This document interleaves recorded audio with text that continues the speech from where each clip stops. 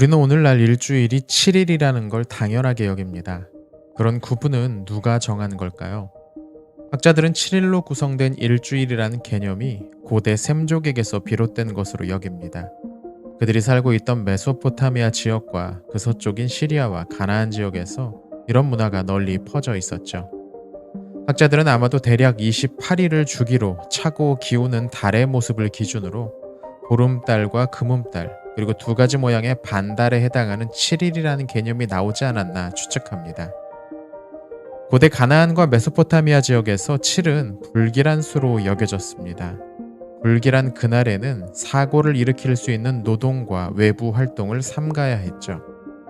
하지만 이스라엘은 그런 주변 민족의 역법 체계를 받아들이면서 그 성격을 바꾸었습니다. 원래는 불길했던 7번째 날이 기쁨과 축하해야 할 날로 변했죠.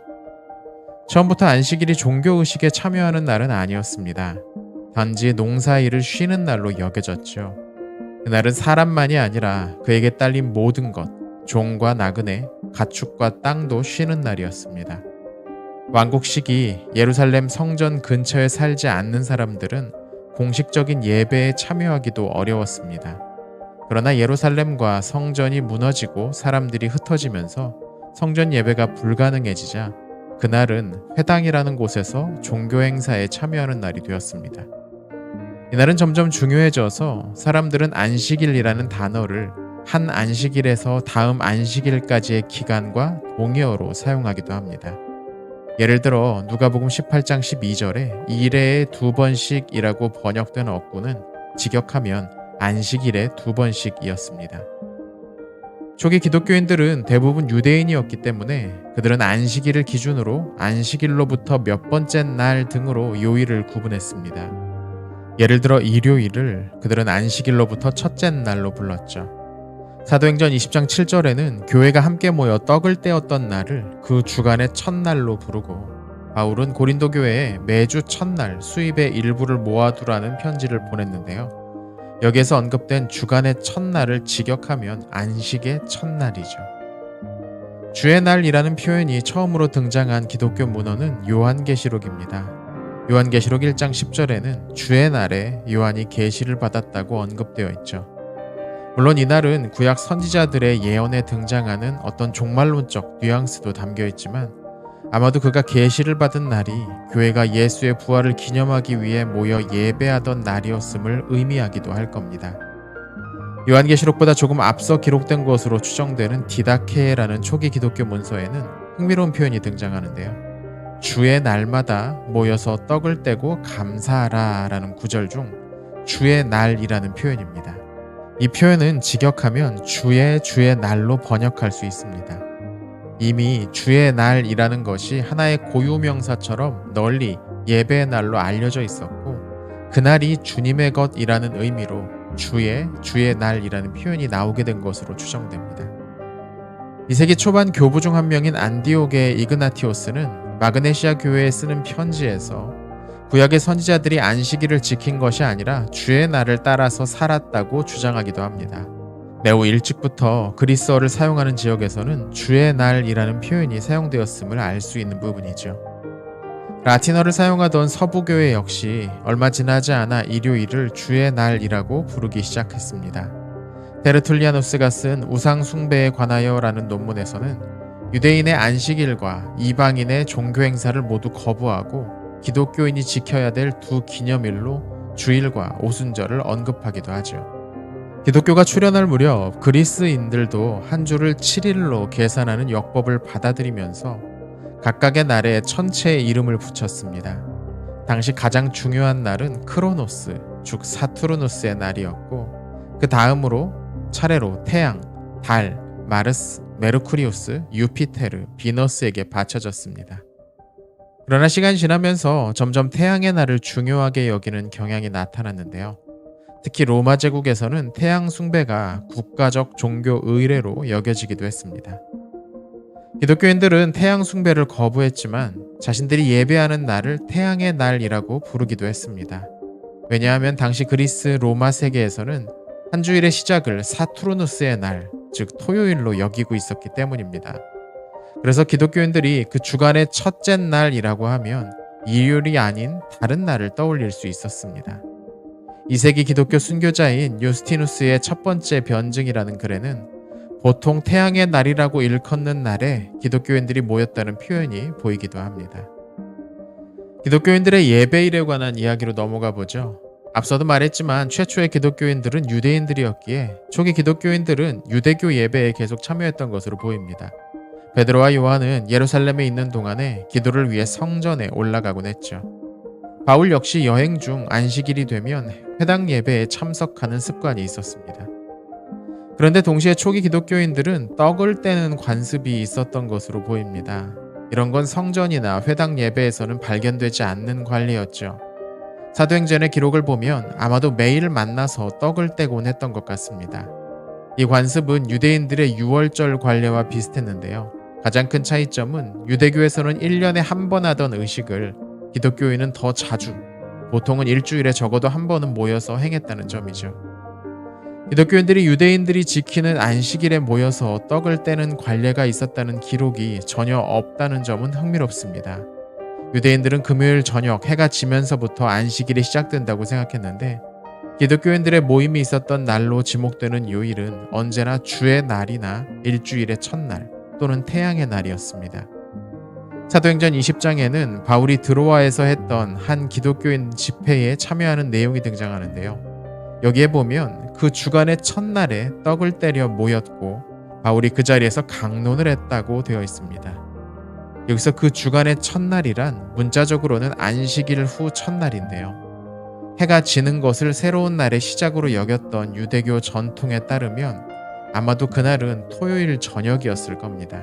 즉, 초기 기독교인들은 회당 예배에 참석하는 것이 허용되는 기간에는 회당에서 하는 예배에 함께 참여하고 같은 날 저녁 떡을 떼기 위해 또 모였던 것으로 추정됩니다. 그런데 시간이 지나면서 이런 관례에 변화가 생겼습니다. 그 이유는 교회 안에 점점 이방인 기독교인들이 늘어나기 시작한 것과 관련이 있습니다. 그들 대부분은 사회적으로 신분이 낮았던 사람들이었죠. 노예나 가정주부, 피고용인 등입니다. 이들은 자신들에게 특별히 하루를 떼어 쉬게 해줄 필요가 없는 사람들에게 종속되어 있었기에 아직 할 일이 남아있는 저녁 시간에 모이기가 어려웠죠. 때문에 일상적인 일과가 시작되기 전인 이른 아침에 모이기 시작했습니다. 또 하나 이방인 기독교인들이 늘어나면서 나타난 변화가 있는데요. 하루를 계산하는 방식입니다. 해가 지면서 새로운 날이 시작된다고 여겼던 유대인들과 달리 로마에서는 자정부터 새로운 날이 시작됩니다. 즉 이방인 기독교인들에게 토요일 저녁은 한 주의 첫째 날이 아니라 아직 7번째 날이었던 거죠. 예수님의 부활과 관련해서 한 주의 첫째 날에 모이는 것이 중요하게 여겨지는 상황에서 교회 내 유대인들의 비중이 줄고 이방인이 늘어나면서 자연히 새로운 기준으로 첫째 날을 기념하는 경향이 생겨났습니다. 아마 늦어도 2세기에는 이런 관례가 정착되었던 것으로 보입니다. 2세기 초 이그나티오스는 그리스도가 오실 징조 중 하나가 더는 안식일을 지키지 않고 주의 날을 따라 살아가는 것이라고 주장했습니다. 또 다른 기독교 저술가는 유대교의 안식일과 관련된 미신을 피하라고 경고하기도 했죠. 한 주의 첫째 날이 기독교인들에게 중요한 의미가 있었던 것은 그날이 예수님께서 부활하신 날이었기 때문입니다. 안식일 후 첫째 날에 주의 날이라는 이름을 붙이는 관습은 1세기에 시작된 것으로 보이는데 주의 날과 부활이라는 개념을 연결시키는 문헌이 발견되는 건 2세기였습니다. 이건 그런 관습이 2세기에 만들어졌다는 뜻이 아니라 그 이전부터 이어져 오고 있었다고 봐야 하는 부분이죠. 이후로는 그날을 부활의 날이라고 지칭하기도 합니다. 초기 기독교 시기에는 이 일주일의 첫째 날과 관련한 독특한 관습이 하나 있었습니다. 그 시기 금식이나 기도와 관련한 다양한 관습들이 특정한 날과 연결되어 있었습니다. 예를 들면 예수님의 십자가형이 진행된 금요일이나 배신을 당하셨던 수요일에 금식을 권하는 문서들이 종종 발견되죠. 그러나 3세기경에 작성된 디다스칼리아라는 문서에는 예수님께서 부활하신 일주일의 첫째 날에는 금식하지 않을 수 있다는 내용이 발견됩니다. 같은 글에는 예수님이 부활하신 그날에는 금식이 아니라 먹고 축하하고 기뻐하고 즐거워해야 한다는 내용도 있죠.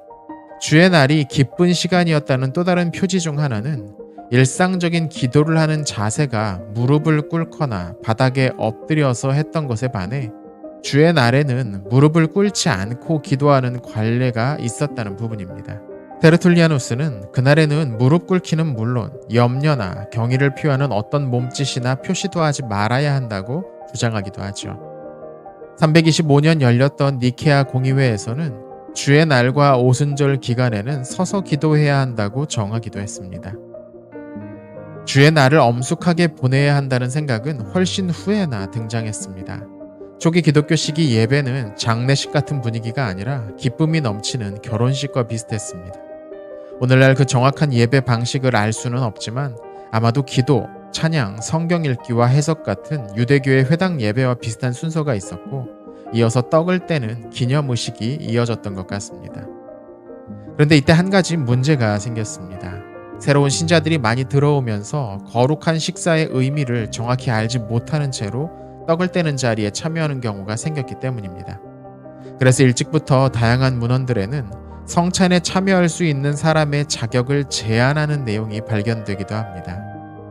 디다케에는 거룩한 것을 계획해 주지 말라는 복음서의 한 구절을 인용하면서 세례받은 사람에게만 이 식사의 자리를 허락해야 한다는 교훈이 보이고 테르툴리아누스 역시 마찬가지의 교훈을 그의 논문에 쓰고 있습니다.